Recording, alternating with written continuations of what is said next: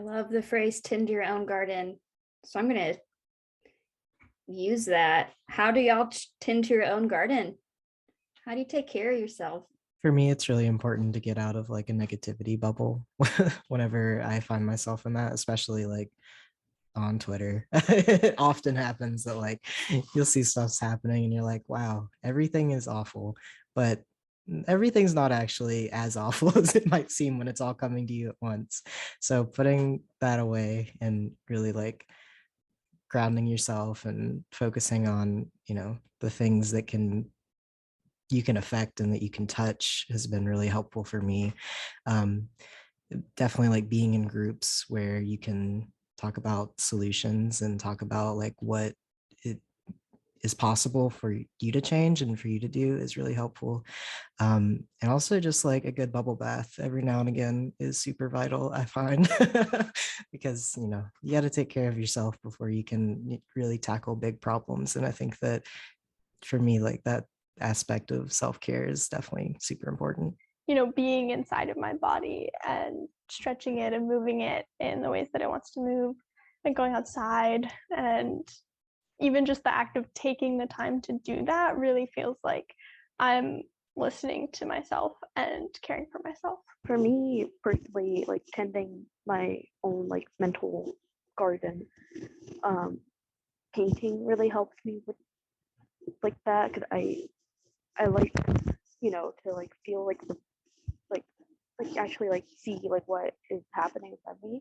Also like I like taking care of really big and daunting tasks that are not actually that daunting when you actually do them. Like a lot of our stressors at times they're like man-made concepts, and it's a lot to take in mentally. So I feel like because of that, it's also easy to kind of get stuck like in your head.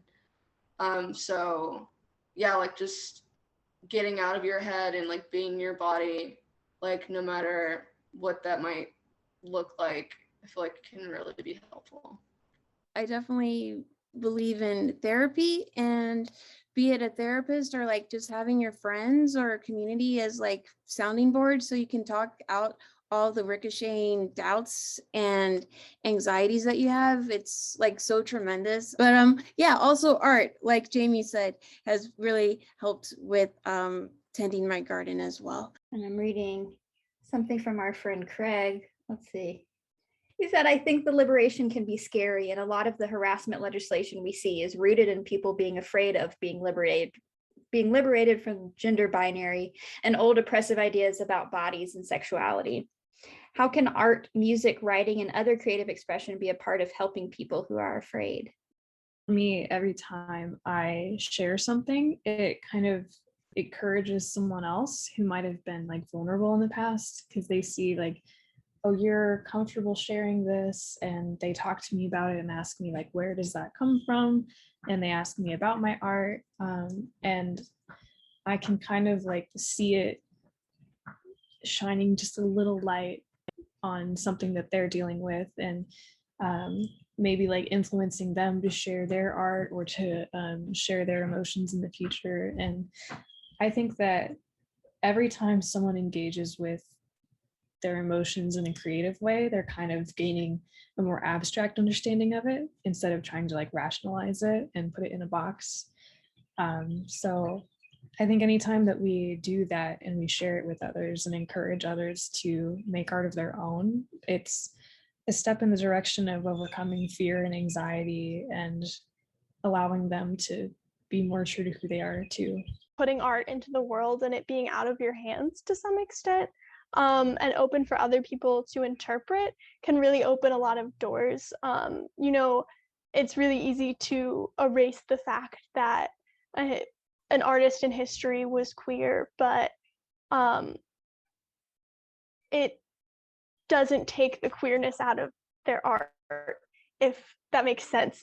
There's still like younger queer kids who can look at that art and say, I'm feeling something from this. I'm getting some kind of vibe.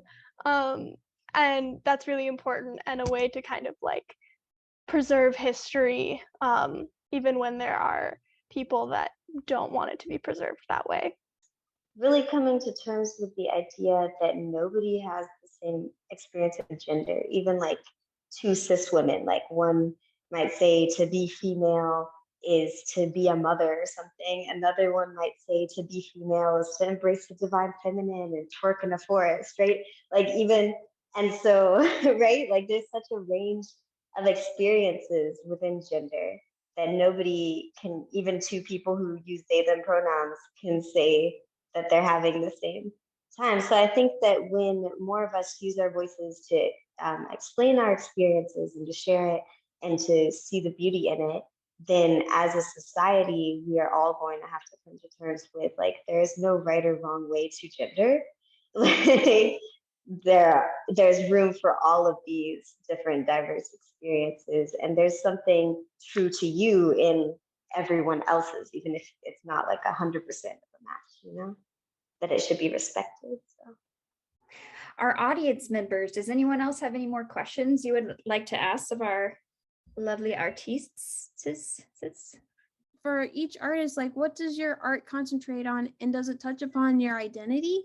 I mostly focus on digital artwork.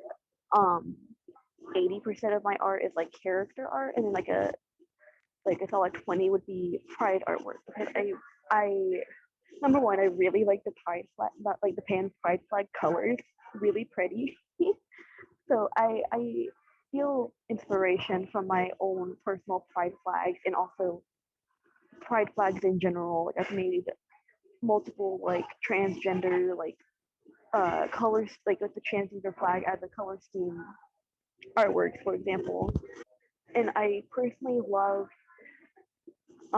making pride art that involves wings, because I see identities as something to not be ashamed of, and like let your flag fly. And you know, I figured like, well, a bird can, I mean, most birds can fly. I like to represent LGBTQ people being able to wave their like flags and fly them high as like wings.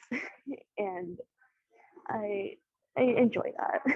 I was thinking of the way that I, as a writer, kind of do this. And I think it's common with other writers to kind of put a piece of themselves into their characters. And something that I noticed that I kept doing in ideas that I had was to have a character that was lost in some way. And it kind of made me reflect and realize that for a long time, I either felt like I was lost in some way or wanted to be lost, like in something. And I find that that is something that a lot of queer people experience, is that kind of feeling lost, feeling overwhelmed or confused about their identity. And I think that's particularly a way that I find that my writing engages with my identity, is that kind of childlike lostness and wandering. Especially with my writing, I like to talk a lot about cryptids. I actually did a short film about Mothman when I was first coming out as kind of like an allegory for my gender, and the way that I kind of framed it as a coming out letter to my mom as coming out as Mothman, so that I didn't have to say like I'm a trans man to my mom. But like, I think that that's really helped me a lot in exploring my identities, thinking about like monsters and queer theory and othering and the different ways that that's been utilized in media. So yeah, I do a lot of different things, too many things. I do film, I do writing, I do photography, but all of them are kind of connected to that one thing about like identity and othering. And I'm a photographer and a writer. I do lots of other things for myself, but that's what I want to put out into the world right now, at least. And I think I definitely use those mediums to express the parts of my identity that I don't have strong language for. So it's easy to say, oh, I'm queer in this way, or this is what makes me happy. But some of the deeper, like more ambiguous things, I really like to capture in my work, and just the things that have influenced me, especially in photography. I'm living in North Carolina right now, and it's such a beautiful area, and I want to capture the parts of that that have influenced me and show that to everyone else as, you know, this is part of my identity and you can experience it too, I guess. So I was wondering, because all of you are like so wise and beautiful. So I kind of want to hear, if you were to make a postcard for a kid that's struggling in school right now, what would it say? Tap into your community. We're here for you. Something that just is like, you know, you're not alone, and there are people that are fighting for you. Thank you so much, y'all. It takes bravery and power to be able to do this. Not only to put your art in public, but also to come here and talk about these questions and just be so open and awesome. And thank you. I can't thank you enough.